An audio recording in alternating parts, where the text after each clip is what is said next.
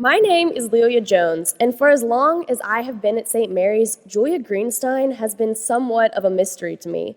Some of you may know Julia as the girl who has the really cool family.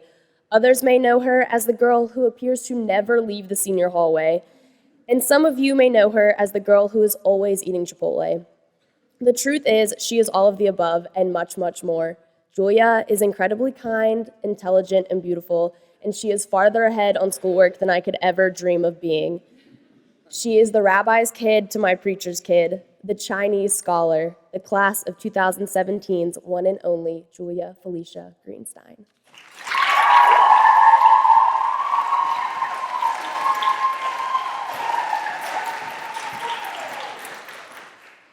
It has been said that if one chooses a job she loves, she will never have to work a day in her life. Last month in our Meaning of Life class, we studied meaningful work and the ways in which each one of us serves our universe.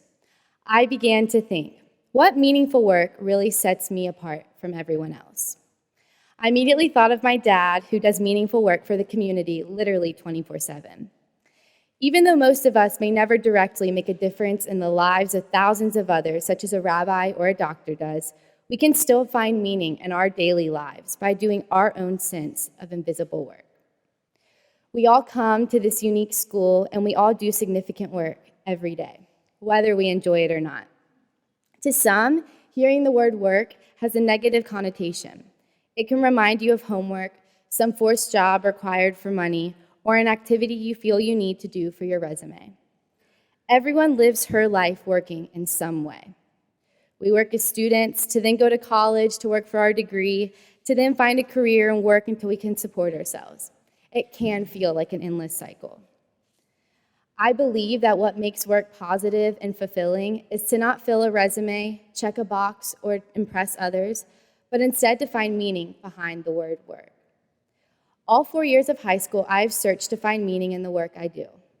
At the beginning of freshman year, I had a similar conversation with my parents about discovering meaningful activities to fill my high school years. They brought up athletics, so I tried dance team, and that only lasted for a year. I can confidently say being an athlete will never be my meaningful work.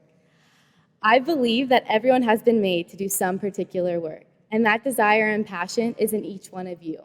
You just have to seek it. Shortly after dance team ended, I began to pursue the work that I love, which is caring for others. If you hear mom screamed across the St. Mary's hallway or at a social outing, it is probably my friends referring to me. Looking back, I realize this maternal nature of mine has always been a part of my identity.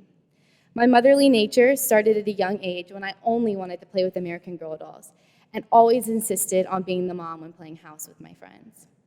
This pattern continued in the form of babysitting, always looking after my friends, tutoring, and working at a preschool this past summer. Now I feel like an actual second mom, considering I've babysat the same child weekly for 7 years of my life. I absolutely get these motherly instincts from my own mom, who, if you ask anyone who knows me, is my very best friend over anyone my age. I also proudly assume the elderly side effects of motherhood, like the fact that every night, 9.5 times out of 10, I'm in bed by 9. If I respond to a text later than 9 p.m., I often get an immediate response. Are you okay? This is late for you. Or the fact that I watch Days of Our Lives as soap opera every single day. This is a part of my mother alter ego, and this is who I am. Nowadays, being called mom by my own friends has become a responsibility I intentionally take on, and the nickname is a reminder of my meaningful work. My advice to you is to do the things you love, and by doing this, you will give meaning to others around you and to your own life. If you fill your life with the work you love, you will look back and realize you are fulfilling your own life, which may be completely different from your peers. Do what makes you happy, not what makes someone else happy. Make your work matter.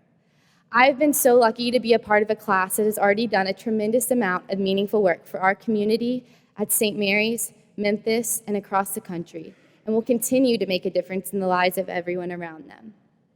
St. Mary's has equipped us with the knowledge, courage, and love for our neighbors to go out and do the work our world needs.